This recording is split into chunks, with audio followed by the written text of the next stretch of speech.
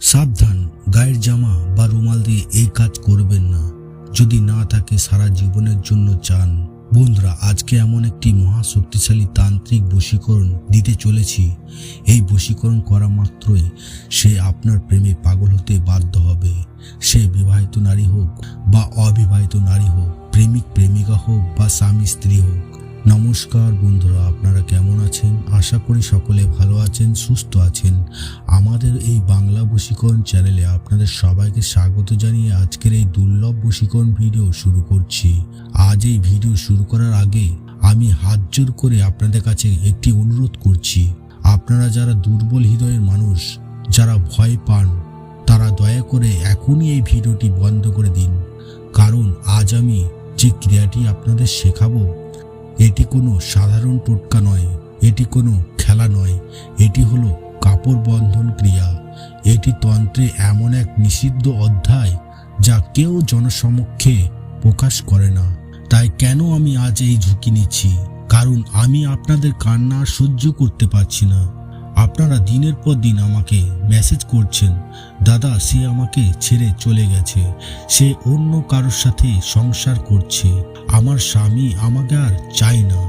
আজকের এই উপায়টি হলো সেই শেষ অস্ত্র যা প্রয়োগ করার পর আর কোনো দ্বিতীয় উপায়ের প্রয়োজন হবে না। আপনার পছন্দের বৌদি, ভাবি, প্রেমিক প্রেমিকা বা স্বামী স্ত্রী, সে যেখানেই থাকুক, যার সাথেই থাকুক, তাকে ফিরতেই হবে। কিন্তু সাবধান, এই ক্রিয়াটিতে আমরা ব্যবহার করব কাল ভৈরবের শক্তি। কাল ভৈরব হলেন সময়ের দেবতা, মৃত্যুর দেবতা এবং তন্ত্রের অধিপতি। তাই যদি কোনো অসৎ উদ্দেশ্য বা কারো ক্ষতি করার জন্য বা প্রতিশোধ নেওয়ার জন্য আপনারা এই কাজটি করেন, তবে মনে রাখবেন এর প্রভাব উল্টে আপনার ওপর পড়তে পারে, আপনার নিজের ক্ষতি হতে পারে। তাই মা কালী দিব্যি দিয়ে বলছি, যদি আপনার ভালোবাসা 100% খাঁটি হয়, যদি আপনি তাকে ছাড়া বাঁচবেন না মনে হয়, তবে এই ভিডিওটি দেখুন, একটু স্কিপ করবেন না। কারণ একটি ভুল মানেই বিপদ। বন্ধুরা, আপনারা হয়তো ভাবছেন, দাদা ছবি দিয়ে বশীকরণ শুনেছি, নাম লিখে শুনেছি, কিন্তু পুরনো কাপড় দিয়ে কেন? বন্ধুরা, এর পেছনে আছে এক গভীর আধ্যাত্মিক বিজ্ঞান। মানুষ যখন কোনো জামা, কাপড় বা রুমাল ব্যবহার করে, তখন তার শরীরের ঘাম, তার গায়ের গন্ধ এবং তার শরীরের অরা বা এনার্জি ওই কাপড়ের সুতোর মধ্যে গেঁথে যায়। আপনি কাপড় ধুয়ে ফেললেও সে এনার্জি পুরোপুরি যায় না। একে বলে সাইকোম্যাট্রি। ওই কাপড়ে তার ডিএনএ বা তার অস্তিত্ব লেগে থাকে। আজ আমরা সেই কাপড়ের টুকরোটিকে ব্যবহার করে তার শরীরে এক অসহ্য টান সৃষ্টি করব। আমরা যখন ওই কাপড়টিকে বাঁধবো, আমরা যখন ওই কাপড়টিকে পাথরের নিচে চাপা দেব, তখন তার বুকের ভেতরে এক অদ্ভুত চাপ সৃষ্টি হবে। তার দম বন্ধ হয়ে আসবে আপনাকে দেখার জন্য। সে অনুভব করবে তার বুকের ওপর কেউ যেন পাথর চাপিয়ে দিয়েছে। যতক্ষণ না সে আপনার সাথে কথা বলছে, সে পাথর সরবে না। এটাই হলো এই তান্ত্রিক ক্রিয়ার মূল রহস্য। আমরা তাকে শারীরিকভাবে আঘাত করব না, কিন্তু মানসিকভাবে সে এতটাই অস্থির হয়ে পড়বে যে আপনার পায়ের কাছে এসে ক্ষমা চাওয়ার ছাড়া তার কোনো গতি থাকবে না। বন্ধুরা, এই কাজটি করার জন্য উপকরণ খুব সামান্য, কিন্তু সেই উপকরণ জোগাড় করা এবং সঠিক জায়গা খুঁজে বের করাটাই হলো আসল পরীক্ষা। বন্ধুরা, এই কাজটি করার জন্য আপনাদের 3টি উপকরণ জোগাড় করতে হবে। 1. কাপড় সংগ্রহ করা। সবচেয়ে কঠিন কাজ হলো তার ব্যবহৃত একটি কাপড় জোগাড় করা। সেটা জামার টুকরো হতে পারে, গেঞ্জি হতে পারে, ওড়না হতে পারে বা তার ব্যবহার করা রুমাল হতে পারে। তবে শর্ত হলো সেই কাপড়টি যেন তার ব্যবহার করা হয় এবং ব্যবহারের পর যেন ধোয়া না হয়ে থাকে। যদি ধোয়া কাপড় হয় তবে কাজ হবে, কিন্তু সময় বেশি লাগবে। আর যদি না ধোয়া কাপড় হয়, যাতে তার ঘাম লেগে আছে, তবে কাজ হবে বিদ্যুতের গতিতে। 2. পাথর নির্বাচন। বন্ধুরা, এই ক্রিয়াটি নামই হলো পাথর চাপা। তাই পাথরটি হতে হবে অত্যন্ত ভারী, এমন পাথর যা সহজে কেউ নাড়াতে পারবে না। রাস্তা থেকে কুড়িয়ে আনা ছোট ঢিল হলে হবে না। অন্তত 5 থেকে 10 কেজি ওজনের একটি বড় পাথর বা শিলাখণ্ড আপনাকে খুঁজে বের করতে হবে। পাথরটি যত ভারী হবে, তার মনের ওপর আপনার প্রেমের চাপ তত বেশি হবে। 3 হচ্ছে জায়গা নির্বাচন। এই কাজটি আপনি আপনার বেডরুমে বসে করতে পারবেন না। এর জন্য প্রয়োজন নির্জনতা, কোনো ফাঁকা মাঠ, কোনো নদী ধার অথবা কোনো বড় গাছের নিচ, যেখানে মানুষজনের যাতায়াত কম। কারণ আপনি যখন এই পাথরটি চাপা দেবেন তখন কেউ যেন আপনাকে না দেখে। কেউ যদি আপনাকে দেখে ফেলে বা পেছন থেকে ডেকে ওঠে কি করছো, তবে সব এনার্জি নষ্ট হয়ে যাবে। এবার আসুন এই ক্রিয়ার প্রধান শক্তিতে। আমরা আজ ডাকবো বাবা ভৈরবকে। আপনারা হয়তো ভয় পাচ্ছেন যে ভৈরব তো রাগী দেবতা। হ্যাঁ বন্ধুরা, তিনি রাগী, কিন্তু প্রেমের পথে আসা বাধা দূর করতে হলে আমাদের এই উগ্র শক্তিরই প্রয়োজন।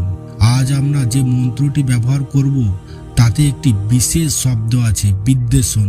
তন্ত্রে বিদ্বেষণ মানে হলো ঝগড়া লাগানো বা আলাদা করা। আপনারা প্রশ্ন করবেন, দাদা আমি তো মিলন চাই, বিচ্ছেদ কেন করব? খুব মন দিয়ে বুঝুন, এই মন্ত্রটি তার এবং আপনার মাঝখানে যে বা যারা আছে, হতে পারে তৃতীয় কোনো ব্যক্তি বা তার পরিবারের বাধা বা তার নিজের ইগো অহংকার, তাদের সাথে তার বিচ্ছেদ ঘটাবে। অর্থাৎ এই মন্ত্র আপনার প্রিয় মানুষটির মনকে বাকি সবার থেকে আলাদা করে ছিঁড়ে এনে শুধু আপনার দিকে ফোকাস করবে।